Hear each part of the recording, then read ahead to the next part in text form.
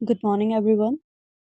I hope आप सभी ने एसएससी स्टेनो फॉर्म फिल कर दिया होगा, और अगर नहीं किया है तो आप लोग फटाफट से कर लीजिए, बिकॉज फिर थोड़ा सा सर्वर इशू एंड ऑल आ जाता है कभी कभी। So this video will be your road map in next 50 days. Please guys, don't miss the video. I am breaking down the full strategy, full study plan. So let's start. Okay, firstly discuss कर लेते हैं what is the pattern is 50 questions. May be colour change करते हैं थोड़ा सा. 50 questions reasoning, 50 questions what GS, and 100 questions English. Okay,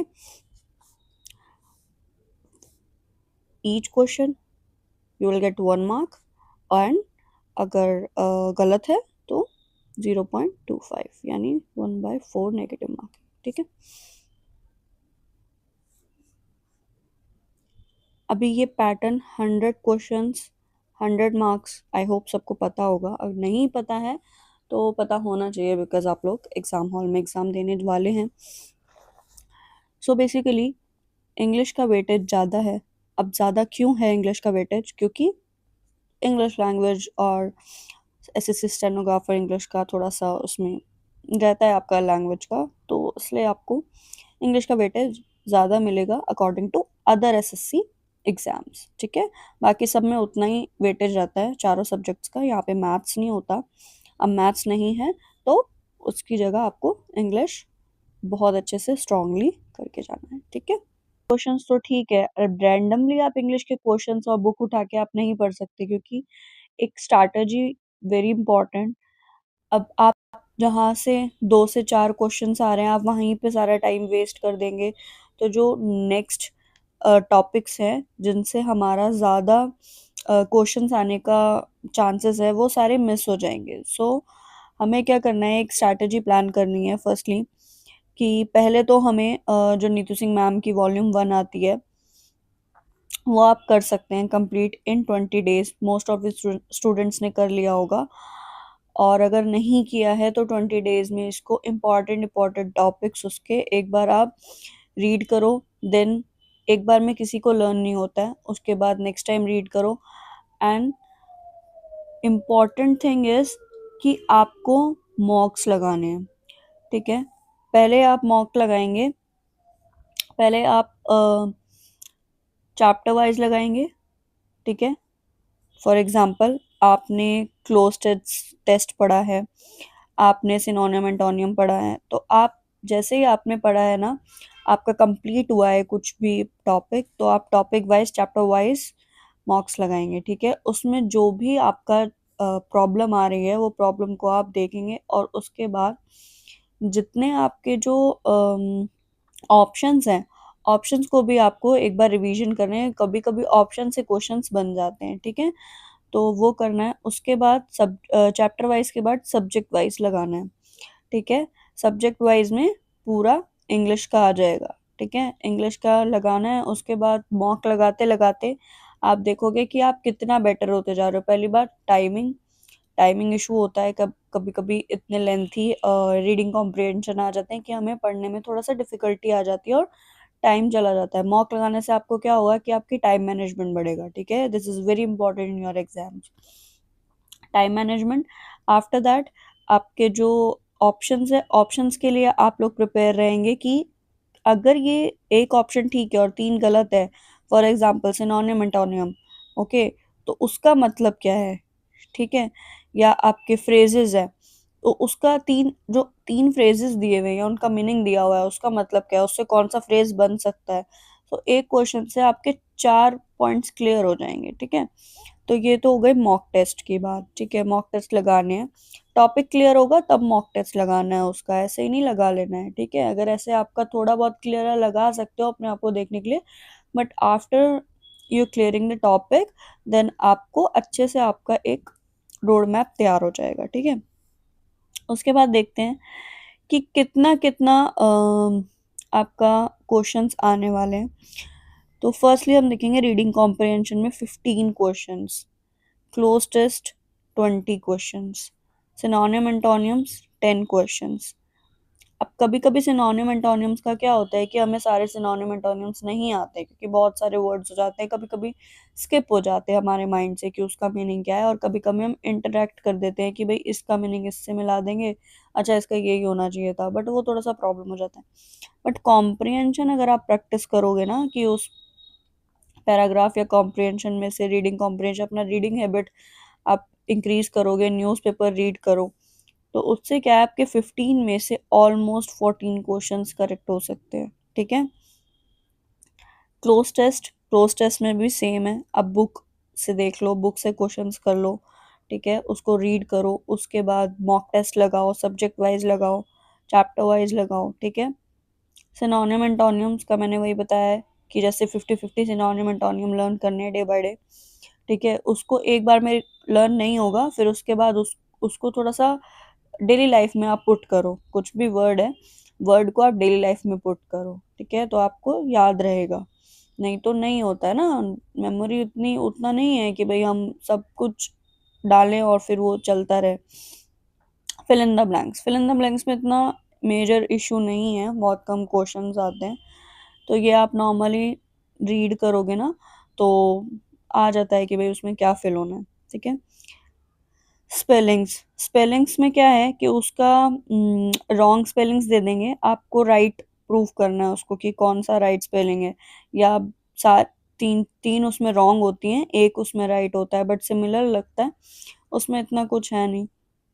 idem and phrases, तो phrases and idioms क्या का मतलब, उसका क्या है कि आपको 5 क्वेश्चन है, कभी कभी 7 भी आ सकते हैं, इजी होते हैं। ठीक है, तो ये आप छोड़ नहीं सकते हो, क्योंकि इजी टॉपिक्स को छोड़ना जो है वो बेवकूफ़ी हो जाएगी। तो इजी होते हैं, आप नॉर्मल डेली लाइफ में यूज़ कर सकते हो। 10 वीडियोस आती है कि इन 10 मिनट्स 50 इडियम्स कोई बता रहा है, तो वो देख लिया, ऐसे ही खाना खाते हुए देख लिया, कुछ करते हुए देख लिया काम। ठीक है, बुक से पढ़ लिया, सब्जेक्ट वाइज लगा लिया, चैप्टर वाइज मॉक लगा लिया। ठीक है। Active and passive and direct और इनडायरेक्ट, अब ये देखो इन दोनों को मिला के 20 है। ठीक है, तो ये बहुत इंपॉर्टेंट हो जाता है, और थोड़ा सिमिलर ही होता है, इतना कुछ वो नहीं है।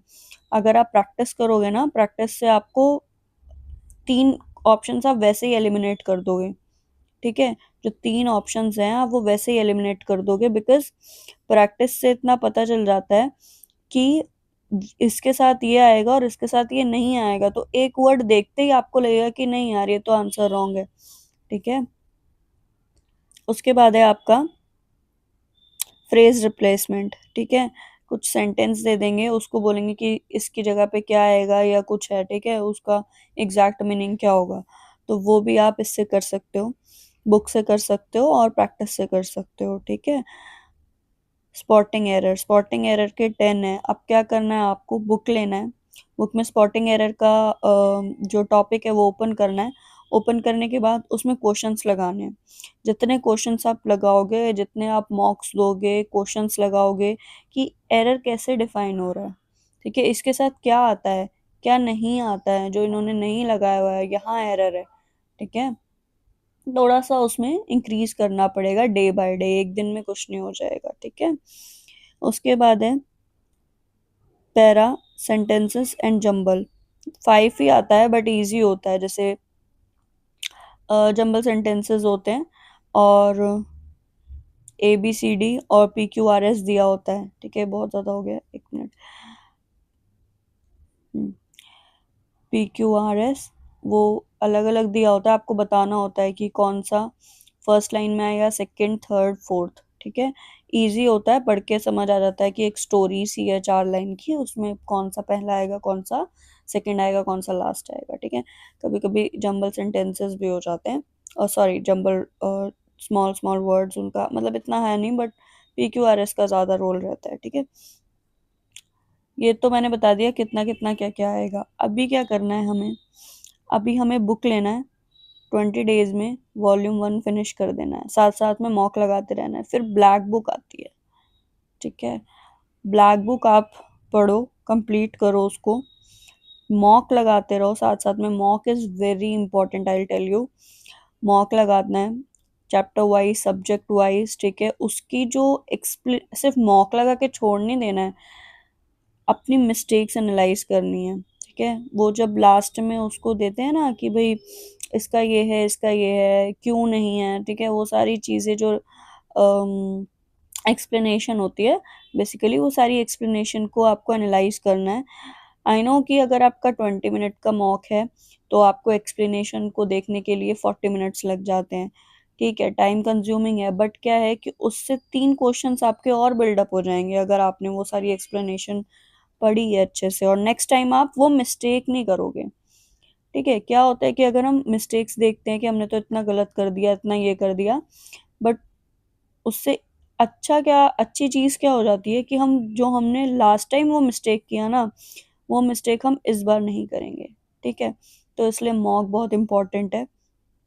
और जब एक बार आपका सिलेबस कंप्लीट हो जाए, आपको लगे कि ठीक है आपने बेसिक बेसिक चीज़ें पढ़ ली है जितना आपको आता है, प्रीवियस ईयर क्वेश्चंस देख लो, सिनोनियम एंटोनियम में मोस्टली यही आता है प्रीवियस ईयर में, और जो आपका ये फ्रेजेस वगैरह है इसमें मोस्टली यही आता है, तो फिर आपको प्रीवियस ईयर अगर आप देख लोगे ना, तो क्या होगा कि आपको एक बेसिक आपका स्ट्रक्चर बन जाएगा इन सारे क्वेश्चंस का। उसके बाद क्या करना है आपको, मॉक लगाना है, सिनोनिम एंटोनियम रिवीजन करनी है, और थोड़ा बहुत जिसमें आप अपने से एनालाइज करो कि आपका कहाँ पर भी आपका लैग कर रहा है, ठीक है? ये सबको सबके प्लस पॉइंट और सबका माइनस पॉइंट पता होता है, क्या किसका इम्पोर्टेंट है और क्या नहीं है, ठीक है? तो वो सारी चीज़ें आप एनालाइज करो, देखो, और उसके बाद वहाँ ज़्यादा टाइम दो। ये नहीं कि यहाँ पे 0 to 2 question, 2 to 4 question, 5 question आ रहे हैं, आप यहीं पे टाइम वेस्ट करो ना। 15, 20, 10 का रेशियो है, वहाँ पे आप टाइम स्पेंड करो ना, वहाँ से आप गेन करने का कोशिश करो, ठीक है? सो अगर कुछ क्वेरी है तो आप कमेंट करना, and please support, subscribe, like, share. Okay, thank you so much.